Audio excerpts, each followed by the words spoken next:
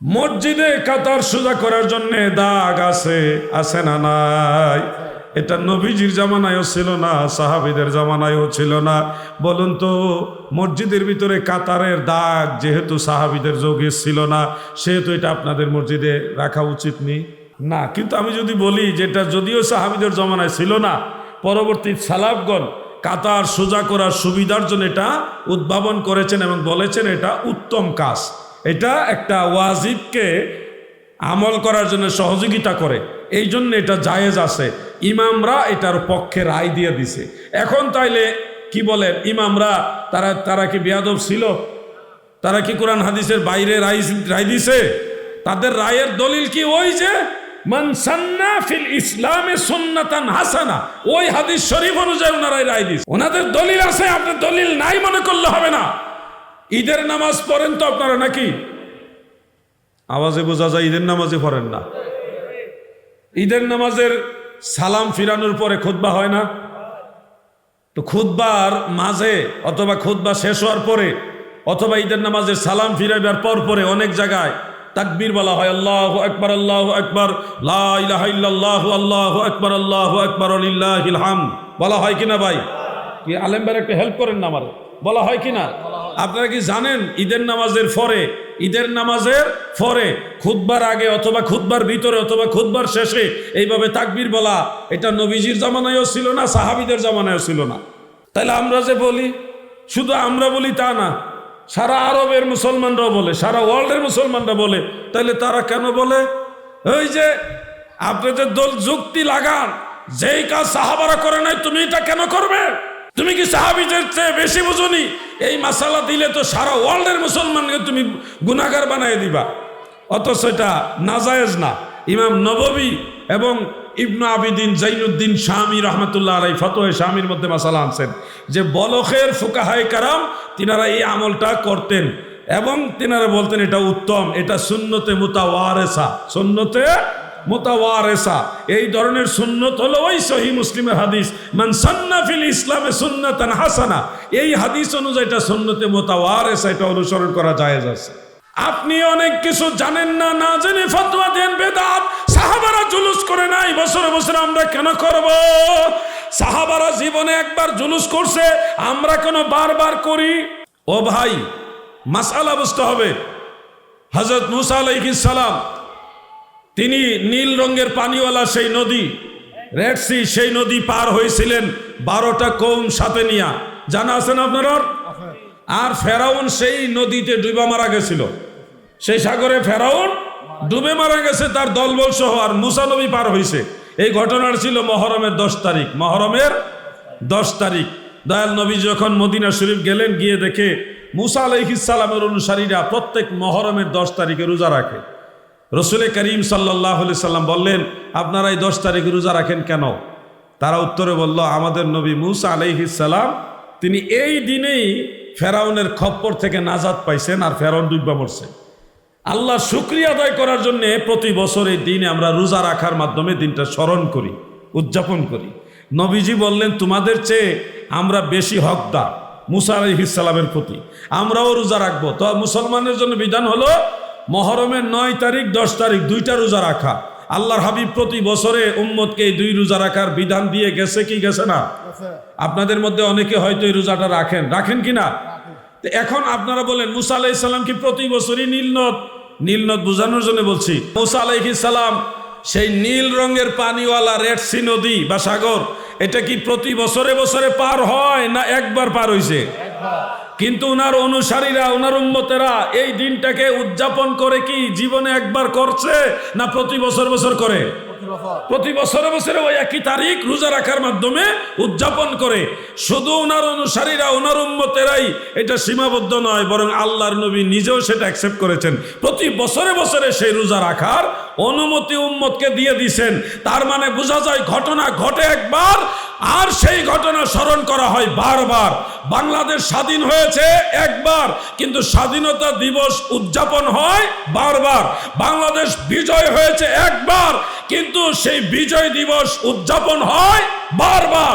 আপনাকে এটা বুঝতে হবে, নবী করিম সাল্লাল্লাহু আলাইহি সাল্লাম দুনিয়াতে এসেছে একবার, সেটা স্মরণ হবে বারবার। ঠিক কিনা বলেন?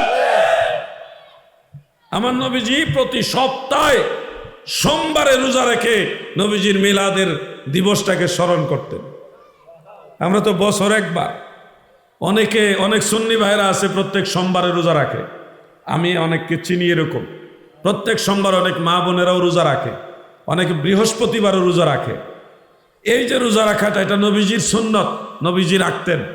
এবং প্রশ্ন করা হলে নবীজি দুইটা কারণ বলেছেন, এর মধ্যে একটা কারণ হলো ফিহে উলিদতু, এই সোমবারে আমি জন্মগ্রহণ করেছি। এই জন্য নবীজির বেলাদাত দিবসকে নেক আমল বা যে কোনো আমলের মাধ্যমে স্মরণ করা, এটা বেদাত নয়, এটা ইবাদত, এটা জায়েজ এবং সওয়াবের কাজ। আল্লাহ আমাদের সব ভাইকে বোঝার তৌফিক দেন, বলেন আমিন। মহব্বতে বলেন আমিন।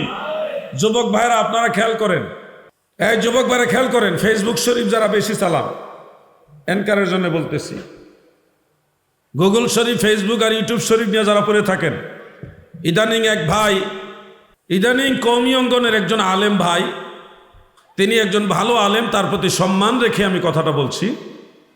তিনি আমাদেরকে মানে সুন্নিদেরকে একটা কৌশলমূলক পেশ দিয়ে কথা বলেছেন।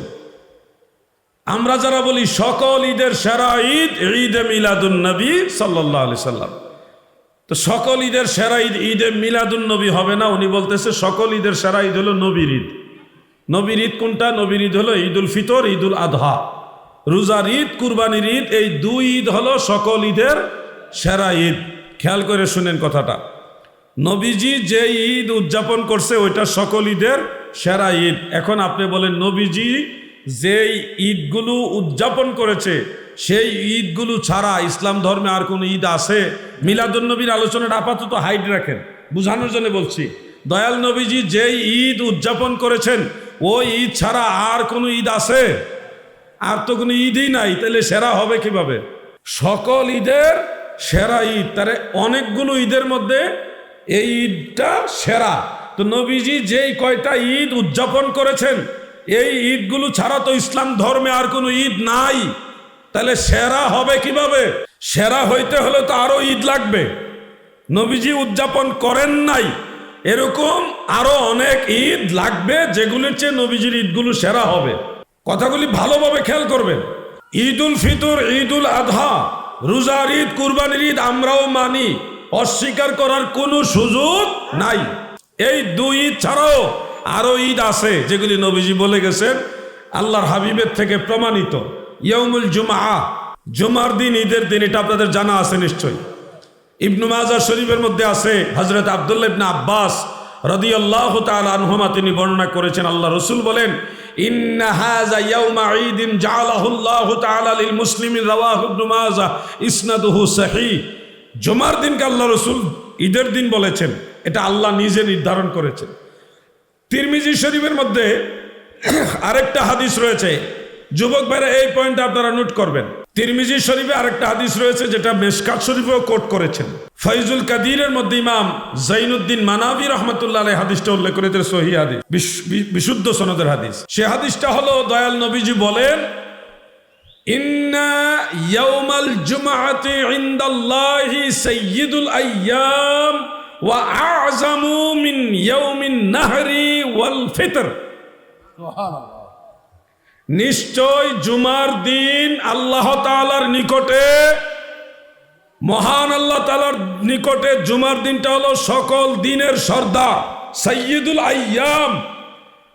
এরপরে ঈদুল ফিতর, ঈদুল আদহা, রোজার ঈদ, কুরবানির ঈদ, এই দুই ঈদের চেয়েও আরো সেরা ঈদ হলো জুমার ঈদ। সুবহানাল্লাহ বলেন।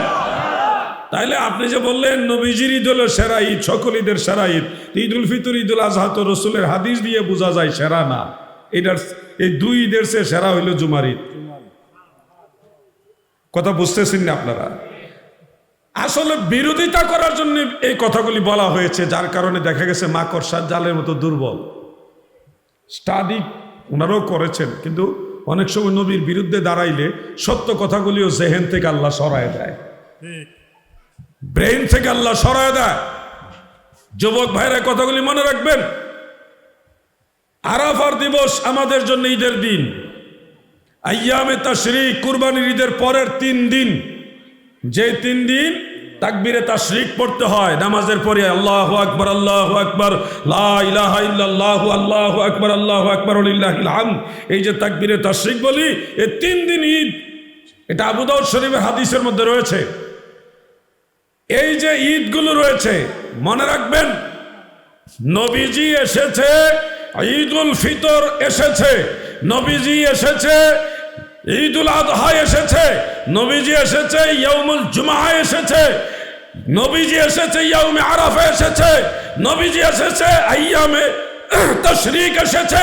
নবীজি আসতো না, কোন ঈদ আসতো না। অতএব নবীজির আসার আনন্দ সবচেয়ে বড় আনন্দ, ঠিক কিনা বলেন? আল্লাহু আকবার, ইয়া রাসূলুল্লাহ।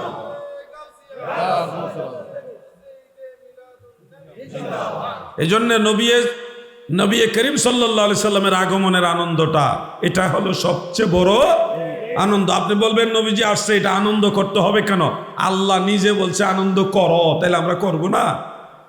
ফালিয়াফরাহু, এটা কোরআন শরীফের আয়াত না? কুল বিফাদলিল্লাহি ওয়া বিরহমাতিহি। এটা তো শুনতে শুনতে আপনারা হাফেজ হয়ে গেছেন, এই আয়াতের হাফেজ। হ্যাঁ, শেষে হুয়া খায়রুম মিম্মা ইয়াজমাউন। তো এখানে তো আল্লাহ তাআলা শ্রেষ্ঠত্ব বুঝাইবার জন্যে যে তোমাদের জীবনের যত সঞ্চয় আছে, সকল সঞ্চয়ের সে সঞ্চয়, বুঝেননি?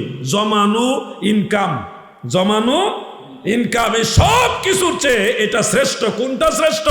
রহমত হিসেবে রাহমাতুল লিল আলামিনকে পেয়ে খুশি উদযাপন করা পৃথিবীর সব সঞ্চয়ের চেয়ে আরো বেশি দামি, আরো বেশি দামি। সুবহানাল্লাহ বলেন। এই জন্যেই আশিকে রাসূল ডক্টর মঞ্জুর আহমদ রেফাই রহমতুল্লাহ আলাই, উনি ইন্তেকাল হয়ে গেছে, জান্নাতুল বাকি মদিনা মুনাব্বারায় ওনার মাজার। তিনি একটা গজল লিখে গেছেন, সকল ঈদের ঈদ, ঈদ মিলাদুন নবী মুমিনের ঈদ, ঈদ মিলাদুন নবী মুমিনের ঈদ। মিলাদুন নবী সম্পর্কে এটুকু মেসেজ আপনাদের বলার প্রয়োজন মনে করেছি, বললাম। এরপরেও যুবক ভাইরা, আপনাদের ভালোবেসে বলছি, আপনাদের যদি এমন কোনো পয়েন্ট থাকে, জিহাদি ভাই হুজুর আপনার কাছ থেকে এই পয়েন্টটা মিলাদুন্নবী সম্পর্কে বুঝতে চাই, আমরা একটু জানতে চাই, আমি আপনার সুযোগ দিব, আপনি বলবেন। বাইতুল মুকাররমের সম্মানিত খতিব সাহেব তিনি বলছে ঈদে মিলাদুন্নবী নামে ইসলামে কোনো ঈদ নাই। তো ওনার কথাটা আমরা শুনে ব্যথিত হয়েছি, কারণ ওনার মতো দায়িত্বশীল ব্যক্তি, দায়িত্বশীল জায়গা থেকে এই ধরনের বক্তব্য আসা আমরা কখনো কামনা করি নাই। উনি একজন ভালো আলেম হিসেবে উনি এইভাবে কথাটা বলা উচিত হয়নি, কারণ উনি বলছে ঈদুল ফিতর, ঈদুল আযহা ছাড়া আর কোনো ঈদই নাই। তাহলে জুমার দিন কি করবেন আপনি? আপনি ইবনে মাজার হাদিস জানেন না? জানেন, কিন্তু ভুলে গেছেন, আল্লাহ ভুলাই দিছে। আরাফার দিবস ঈদের দিন, বুখারী শরীফের হাদিস জানে, কিন্তু ভুলে গেছে, আল্লাহ ভুলাই দিছে। আইয়ামে তাশরিকের দিন, আবু দাউদ শরীফের হাদিস, ঈদের দিন জানে, উনিও জানে, কিন্তু আল্লাহ ভুলাই দিছে। বড় আলেম হইলো সব কিছু মনে থাকবে না, নবীর পক্ষে থাকবেন, আপনি বেশি জানেন না, কিন্তু আল্লাহ মনে করাই দিবে। জ্ঞানের মালিক কে? আল্লাহ। উনি এই কথাটা বলেছেন, আমরা ব্যথিত হয়েছি। ঈদ আমরা বানাইনি, এই বাংলা, ভারত, পাকিস্তানের মুসলমান ঈদ বানাইনি। আপনি হাফিজুল হাদিস আবুল খায়ের ইবনু জাজারি রহমতুল্লাহ আলাইহি, উনি হাফিজুল হাদিস, সলিমউদ্দিন কলিমউদ্দিন না, হাফিজুল হাদিস।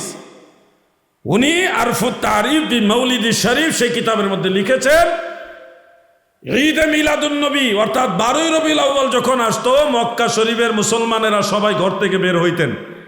ওয়ায়াখরুজু আহলু মক্কা ইয়াউমাল মাউলিদ ফি কুল্লি আমিন, প্রত্যেক বছরে বছরে মিলাদের দিনে আরবের মুসলমানরা, মক্কার মুসলমানরা ঘর থেকে বের হয়ে ওই যেই ঘরে নবীজির বেলাদাত মুবারক হয়েছে ওই ঘরের কাছে চলে যেতেন, যায়া সালাতু সালাম পড়তেন, বিভিন্ন খাদ্য সামগ্রী মানুষকে একে অপরকে দান করতেন, খাওয়াইতেন, বিতরণ করতেন, আল্লাহর শুকরিয়া আদায় করতেন বিভিন্ন নেক আমলের মাধ্যমে।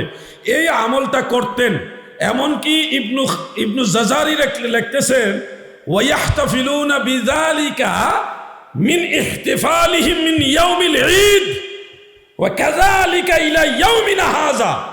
তিনি বলতেছে ঈদের দিনের চেয়েও আরো বেশি গুরুত্ব দিয়ে এই 12ই রবিউল আউয়ালকে আরবের মুসলমানরা উদযাপন করতো।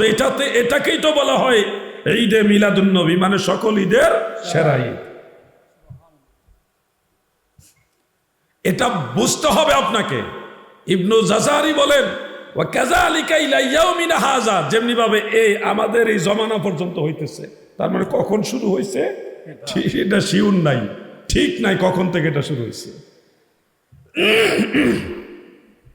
আপনি বলবেন যে 604 হিজরিতে শুরু হয়েছে, না ভাই, আপনার এই কথাও টিকবে না। বদরুদ্দিন আইনি রহমাতুল্লাহ আলাই তিনি কিতাব লিখে দিয়েছেন 604 হিজরির আগে বাদশাহ নুরউদ্দিন জঙ্গি রহমাতুল্লাহ আলাইয়ের আমলে, ওনার সময়টা ছিল 511 থেকে 569, 604-এর আগে। ওই সময়ও ওয়াকানা ইয়ামালু মিন মাউলিদে রাসূলিল্লাহি সাল্লাল্লাহু আলাইহি ওয়াসাল্লাম ফি কুল্লি সানাতিন, প্রত্যেক বছরে মিলাদুন নবী উদযাপন করা হতো ওই সময়ও। তাইলে আপনার ফতোয়া টিকে থাকবে না, রসুলের মিলাদের বিরুদ্ধে দাঁড়াবেন না, এই হলো আমার আহ্বান। তবে প্রশ্নোত্তর আমি চলে যাব এখনই। আপনাদেরকে অনুরোধ করব, মিলাদুন নবীর মাহফিল হইলেও আমি আপনাদেরকে নামাজের ব্যাপারে গুরুত্ব দিয়ে যাচ্ছি। নামাজ ছাড়া আপনারা যদি ভাবেন যে আপনার সুন্নি নামাজ লাগবে না, তাহলে ভুল হবে। সুন্নিরা তো অবশ্যই নামাজ পড়ে, বিশাল জশ্নে জুলুস হয়েছে, তা সত্ত্বেও বিশাল জামাত হয়েছে। নামাজের সময় নামাজ, 5 ওয়াক্ত নামাজ পড়তে হবে ইনশাআল্লাহ বলেন। যুবক ভাইরা আপনারাও বলেন ইনশাআল্লাহ। 5 ওয়াক্ত নামাজ পড়বেন, আল্লাহর ওয়াস্তে বলছি। নামাজ ছেড়ে দিবেন না, নামাজ ছেড়ে দিলে আপনি ক্ষতিগ্রস্ত হবেন, আপনার জন্য ক্ষতি। কারণ এই নামাজের হিসাব আপনাকে দিতে হবে। আল্লাহ তাআলা এমনি আমাদেরকে ছেড়ে দিবেন আর এমনি শাফাত পেয়ে যাবেন, এত সোজা না কিন্তু। শাফাত পাওয়ার আগেও কিন্তু বহু কায়দা কানুন, বহু কিছু হবে। অতএব নামাজ ছেড়ে দেওয়া যাবে না। আমি নামাজের গুরুত্ব দিয়ে গেলাম, আল্লাহ সবাইকে নামাজি বানায় দেখ, বলে না আমিন। 2-3টা প্রশ্ন আছে, আমি সংক্ষেপে সেগুলো উত্তর দিব। আসুন এর আগে একটু জিকির করি। ইসমে জাত আল্লাহ আল্লাহ আল্লাহ আল্লাহ আল্লাহ আল্লাহ আল্লাহ আল্লাহ আল্লাহ আল্লাহ আল্লাহ আল্লাহ আল্লাহ আল্লাহ আল্লাহ আল্লাহ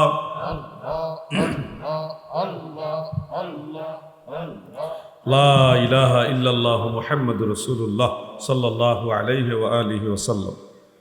3টা প্রশ্ন আছে, আপনারা অনুমতি দিলে আমি উত্তর দিব। অনুমতি আছে না আপনাদের? আচ্ছা, কমিটি দিছে, তারপরেও শ্রোতা আপনারা, আপনাদের মন মর্জিটা হলো বেশি গুরুত্বপূর্ণ। প্রশ্নকারী বিসমিল্লাহ পরে সালাম দিয়েছেন, আসসালামু আলাইকুম ওয়া রাহমাতুল্লাহি ওয়া বারাকাতুহু। সবাই উত্তর দেন ওয়া আলাইকুম আসসালাম। ঈদে মিলাদুন নবী করা কি? ইসলামে ঈদ 2টা, ঈদের নামাজ দরকার। ঈদে মিলাদুন নবী সাল্লাল্লাহু আলাইহি সাল্লাম কোন প্রকারের ঈদ এবং কতটুকু শরীয়ত সম্মত জানলে উপকৃত হব? অনেকটা আলোচনা আমার আলোচনার মধ্যে চলে এসছে, তারপর আরও কিছু এখানে বিষয় আছে। ঈদে মিলাদুন নবী সাল্লাল্লাহু আলাইহি ওয়াসাল্লাম এটা মুস্তাহাব। এটা কি মুস্তাহাব? আমি বলিনি, আহলে সুন্নাহ ওয়াল জামাতের ইমামরা বলেছেন। ইমাম জালালউদ্দিন সুয়ুতি এবং ইমাম ইবনু হাজার আসকালানি ওনারা বলেছেন ইউস্তাহাব্বু লানা ইজহারু শুকরে বিমাউলিদিন নবী সাল্লাল্লাহু আলাইহি ওয়াসাল্লাম ওয়া ইতআমুত তাআম। মিলাদুন নবীর মাধ্যমে আল্লাহ শুকরিয়া আদায় করা আমাদের জন্য মুস্তাহাব। মিলাদুন নবী কিভাবে করতে হবে এই কাইফিয়াতও ওনারা কিতাবের মধ্যে লিখে দিয়েছেন। অতএব মিলাদুন নবী এটা হলো মুস্তাহাব। ঈদ শব্দটা এটা সলফে সালিহিনের আমল থেকে চলে এসেছে, এই জন্য এটা সুন্নতে হাসানা। এটা কি সুন্নতে হাসানা? ইমাম মুল্লা আলী কারি মেরকাতে লিখেছেন প্রত্যেক সুন্নতে হাসানা এটা মুস্তাহাবের সমান, মুস্তাহাবের সমান। তার সামগ্রিক বিষয়ে ঈদে মিলাদুন নবী সাল্লাল্লাহু আলাইহি ওয়াসাল্লাম উদযাপন করা মুস্তাহাব। উদযাপন করা কি মুস্তাহাব। ইসলামে ঈদ 2টা, ঈদের নামাজ দরকার। ইসলামের ঈদ 2টা, ঈদের নামাজ দরকার। ঈদে মিলাদুন নবী কোন প্রকারের ঈদ এবং কতটুকু শরীয়ত সম্মত, কথাটা গুছায় লেখা নাই, আমি বুঝছি। ইসলামের ঈদ হইল দুইটা, ঈদুল ফিতর, ঈদুল আদহা। দুই ঈদ আছে ইসলামে। মিলাদুন নবী কোন প্রকারের ঈদ ভাই? এগুলি আমার আলোচনার মধ্যে চলে এসেছে। একটা ইস্তেলাহি মানার দৃষ্টিতে ঈদ, আর একটা লাগভি মানার দৃষ্টিতে ঈদ। ঈদুল ফিতর, ঈদুল আদহার একটা ইস্তেলাহ রয়েছে। সেই দৃষ্টিতে আমরা শরঈ দৃষ্টিতে আমরা এটা একটা নির্দিষ্ট দিন এবং নির্দিষ্ট কিছু ইবাদতের মাধ্যমে সেটা উদযাপন করি। কিন্তু আরাফার দিবস, জুমার দিবস, আইয়ামে তাশরিকের দিবস, ওই দিবসগুলো সহিহ হাদিস দ্বারা ঈদ হিসেবে প্রমাণিত। কিন্তু ঈদুল ফিতর, ঈদুল আদহাতে যেমনিভাবে নামাজ পড়তে হয়, ঈদ উপলক্ষে নামাজ পড়তে হয়, ঈদ উপলক্ষে খুতবা দিতে হয়, ঈদ উপলক্ষে আলাদা কিছু আমল করতে হয়, এই আমলগুলি কিন্তু আইয়ামে তাশরিকের দিনে, 3 দিনে, জুমার দিনে বা আরাফার দিনে নাই। আরাফার দিনে যেই খুতবা আছে এটা আরাফার দিন ঈদ ওই হিসাবে না, ওইটা হজের অংশ হিসেবে। ওই খুতবা হলো হজের অংশ, এটা ওই আরাফার দিন ঈদের দিন এই হিসাবে খুতবা না। এবং আরাফার দিন ঈদের দিন এই উপলক্ষে আলাদা কোনো নামাজও নাই, নবীজি বলেন নাই। খেয়াল করে শুনবেন, আইয়ামে তাশরিকের 3 দিন আলাদা কোনো ঈদ হিসাবে নামাজও নাই, খুতবাও নাই। কিন্তু এই দিনগুলো ঈদের দিন সহিহ হাদিস দ্বারা প্রমাণিত। ওই দিনগুলো যেইভাবে ঈদ হিসাবে নামাজ এবং খুতবা ছাড়াও ঈদ হিসেবে মানতে হবে, নবীর আগমনের ঈদের দিনটাও ওইভাবে মানতে হবে। নবীর আগমনের ঈদেরটা আসছে কোরআনের আয়াত থেকে, কুল বিফাদুলিল্লাহি ওয়া বিরাহমাতিহি ফাবিযালিকা ফালিয়াফরাহু। এই ফারহুন থেকে ফালিয়াফরাহু, এটা আমরের সিগা, আল্লাহর আদেশ।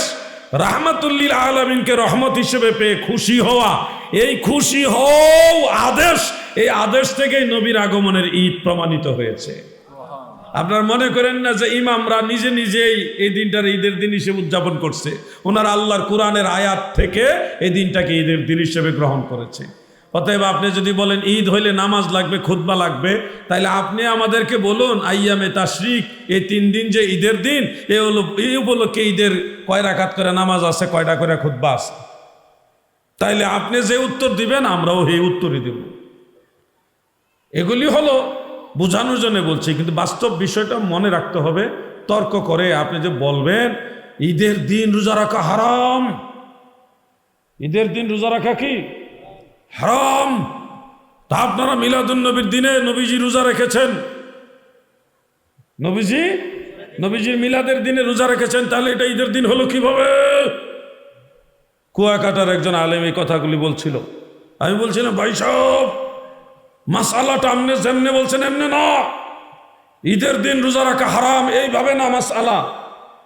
মাসালা হলো বছরে 5 দিন রোজা রাখা হারাম, ঈদের কোনো ফাংশন না এখানে। কথাগুলি বুঝতেছেন না আপনারা?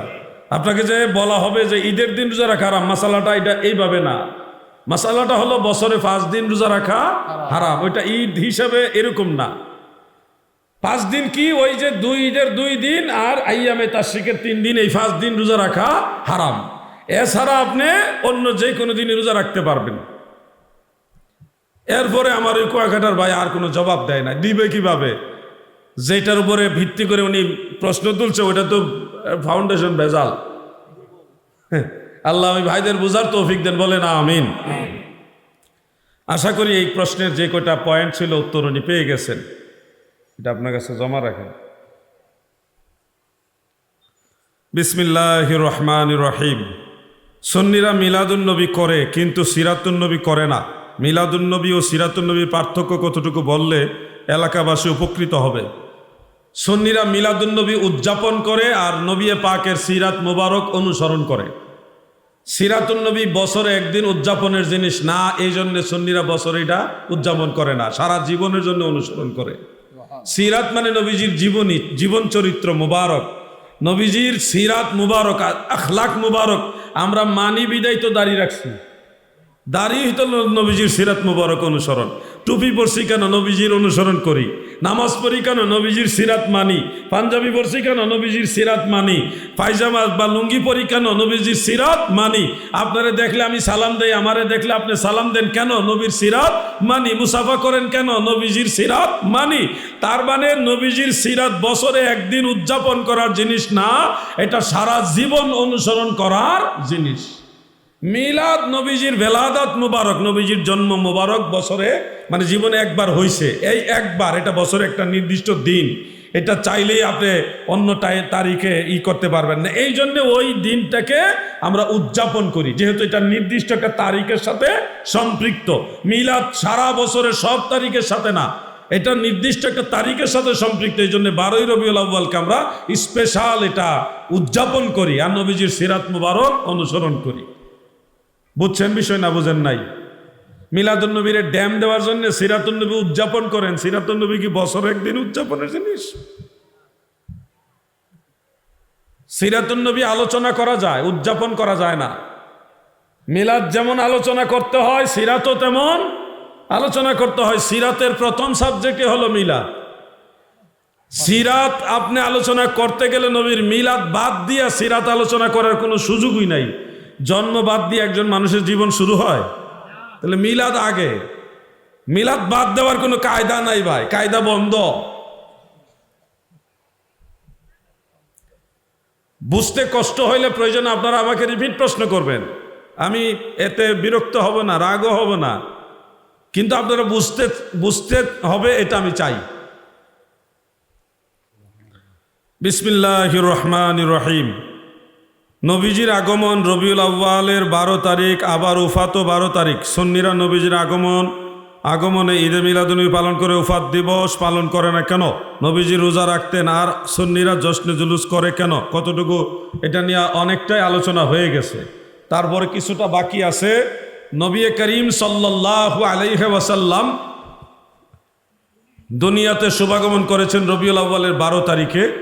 এটা প্রসিদ্ধ এবং বিশুদ্ধ। হাফেজ ইবনে কাসির রহমাতুল্লাহ আলাই, ইমাম শিহাবুদ্দিন কাস্তালানি রহমাতুল্লাহ আলাই, শেখ আব্দুল হক মুহাদ্দিসে দেহলভী রহমাতুল্লাহ আলাই, ওনারা বলেছেন 12ই রবিউল আউয়াল নবীজির মিলাদ বা ভেলাদাত মুবারক, এটা মশহুর। আর হাফেজুল হাদিস ইমাম আবুল খায়ের ইবনু জাজারি রহমাতুল্লাহ আলাইহি বলেছেন 12ই রবিউল আউয়ালে নবীজির আসাহ মানে অধিকতর বিশুদ্ধ। তার মানে রবিউল আউয়াল নবীজি দুনিয়াতে এসেছেন, এটা বিশুদ্ধ এবং প্রসিদ্ধ, বিশুদ্ধ এবং প্রসিদ্ধ। কিন্তু নবীজি 12ই রবিউল আউয়ালে ইন্তেকাল করেছেন, এটা বাস্তবসম্মত বা নির্ভরযোগ্যভাবে প্রমাণিত নয়। হাফিজুল হাদিস ইমাম ইবনু হাজার আসকালানি রহমাতুল্লাহ আলাই বুখারী শরীফের শরহ ফাতহুল বারীতে লিখেছেন, এবং ইমাম শিহাবুদ্দিন কাস্তালানি রহমাতুল্লাহ আলাই মাওয়াহিবুল লাদুনিয়াতে লিখেছেন, মুতামাদ হলো, অধিক নির্ভরযোগ্য হলো রবিউল আউয়াল শরীফের 2 তারিখ সোমবারে নবীজির ইন্তেকাল হয়েছে, 12 তারিখে না। কেমনে না? ইমাম সুহাইলি রহমাতুল্লাহ আলাইহি ইবনু হাজার আসকালানি এবং কাস্তালানি ওনারা রওদুল উনফে ইমাম সুহাইলি লিখেছেন, বুখারী শরীফের মধ্যে উল্লেখ, আরাফার দিবসটা, বিদায় হজের আরাফার দিবসটা ছিল জুমার দিন। জিলহজের 9 তারিখ জুমার দিন ছিল, যেটা নবীজির বিদায় হজ ছিলেন। ওই বিদায় হজের আরাফার দিবসটা, জিলহজের 9 তারিখটা ছিল কি বার? জুমাবার, শুক্রবার। তো সেই জিলহজ, তারপরের মাস মুহররম, তারপরের মাস সফর, এরপরে হলো রবিউল আউয়ালে নবীজির ইন্তেকাল। তার মানে মাঝখানে 2 মাস। মাঝখানে কয় মাস? 2 মাস। তারপরে জিলহজের 9 তারিখ শুক্রবার, এটা বুখারী শরীফের হাদিস থেকে আসে। জিলহজের 9 তারিখ শুক্রবার, 10 তারিখ শনিবার, 11 তারিখ রবিবার, এইভাবে আপনি প্রত্যেকটা তারিখ এবং বার ধারাবাহিক লেখেন, কাগজে লেখেন, লেখে জিলহজ মাসটা 29 দিন কিংবা 30 দিন হিসাব করেন। এরপরেই তো মুহররম মাস। এই মুহররম মাসও আপনি প্রত্যেকটা তারিখ লেখেন ধারাবাহিক, প্রত্যেক তারিখে তারিখে বার লেখেন, শনিবার, রবিবার, সোমবার, মঙ্গলবার, বুধবার, বৃহস্পতিবার, শুক্রবার, এভাবে ধারাবাহিক লেখে মুহররম মাসটা 29 দিন কিংবা 30 দিন ফিল আপ করেন। এরপরে সফর মাস পুরা 29 দিন বা 30 দিন ধারাবাহিক আপনি বার লেখেন তারিখে তারিখে সিরিয়ালে।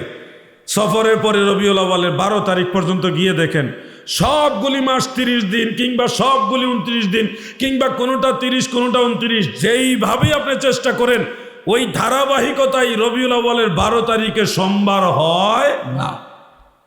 আর নবীজি সোমবারে ইন্তেকাল করেছেন এই ব্যাপারে সব ইমামরা একমত এবং এটা সহিহ হাদিস দ্বারা প্রমাণিত। এই জন্য 12ই রবিউল আউয়ালে নবীজির ইন্তেকাল হয়েছে, এটা অথেন্টিক ভাবে প্রমাণিত না, বাস্তব সম্মতভাবে প্রমাণিত না। গেল নি দান্দা সুইটটা যাই একটা যুক্তি দিত যে একই দিনে তো নবীজি ইন্তেকাল হয়েছে, তাহলে সুখ পালন করেন না খেতে। এখন আপনি পারলে প্রমাণ করেন।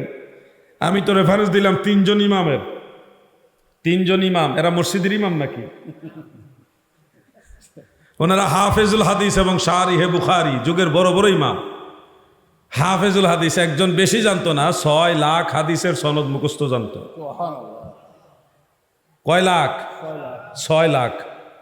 ইবনু হাজার আসকালানি। হ্যাঁ, আমরা তারিখটাই তো প্রমাণ করতে পারবে না তারা।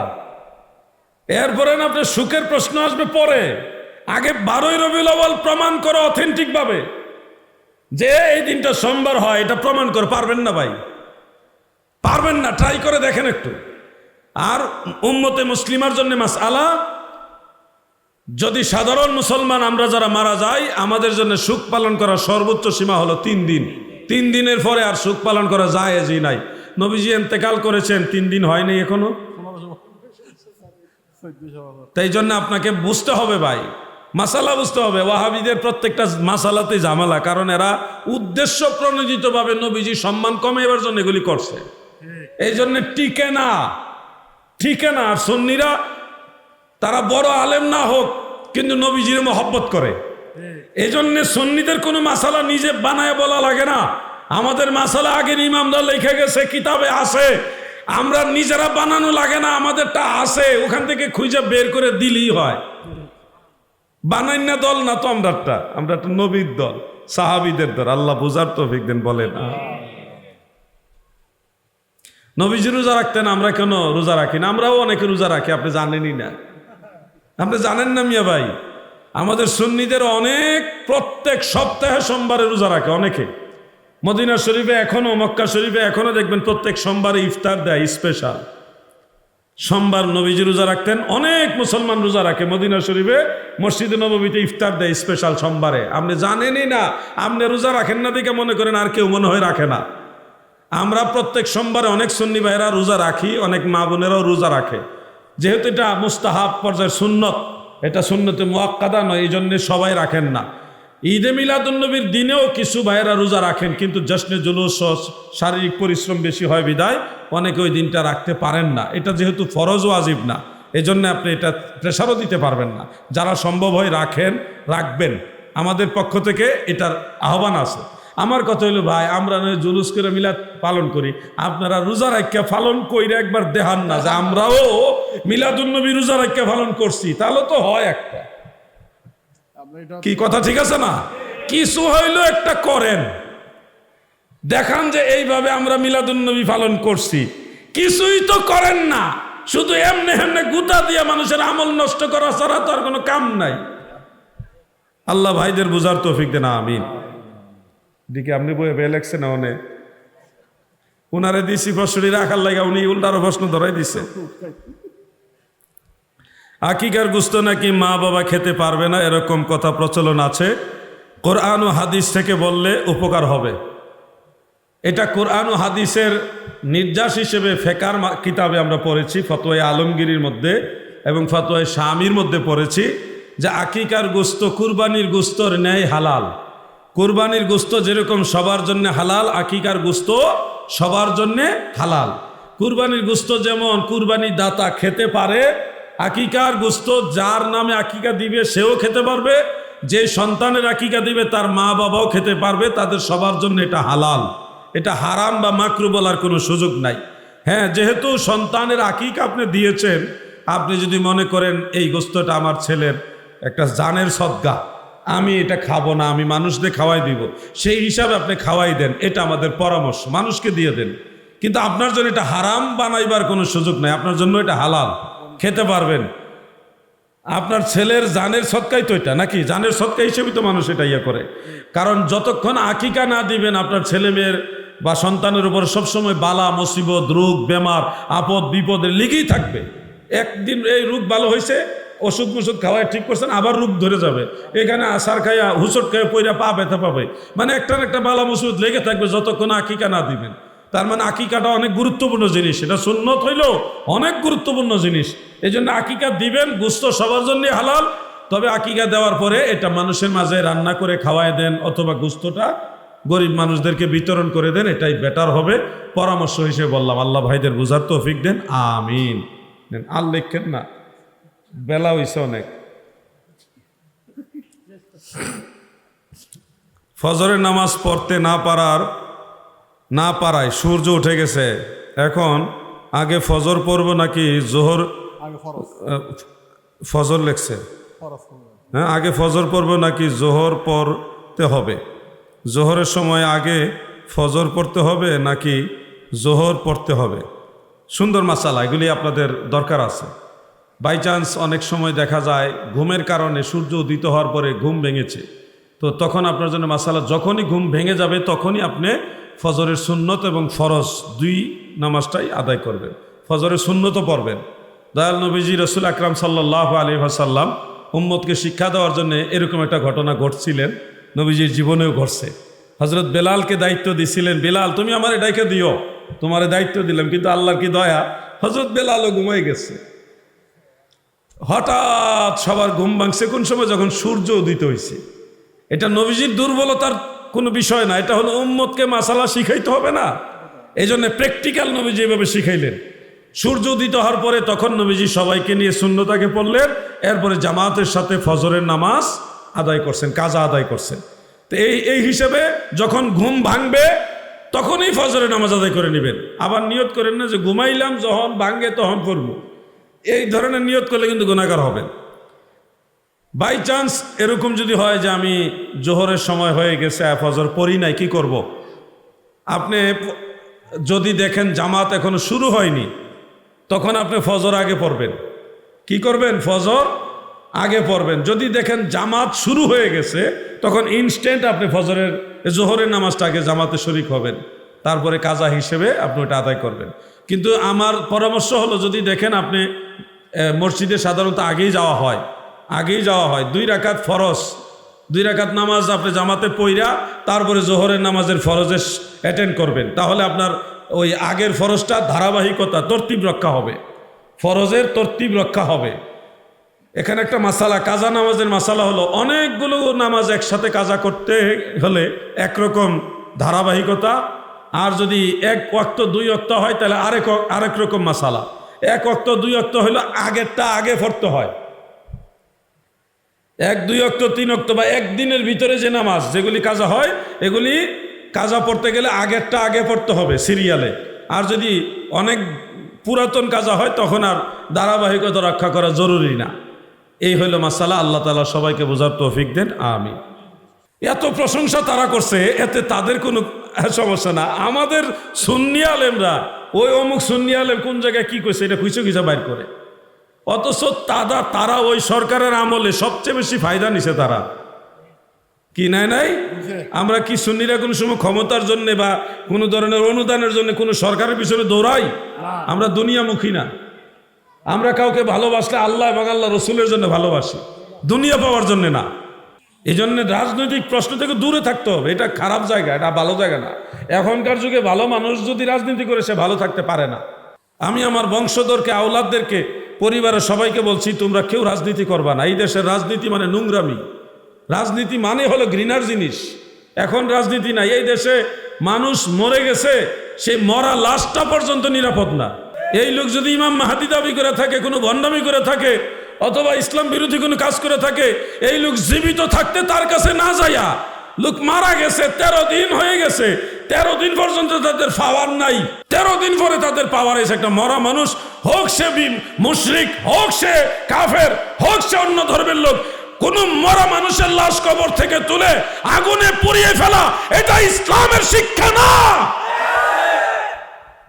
রাবার নামের আগে লাগাইছে তৌহিদি জনতা।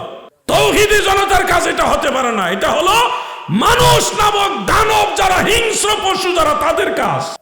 আরে একটা পশু, একটা শিয়াল, সেও তো একটা লাশ কবর থেকে আদর করে আস্তে আস্তে কামড়ায় কামড়ায় খায়।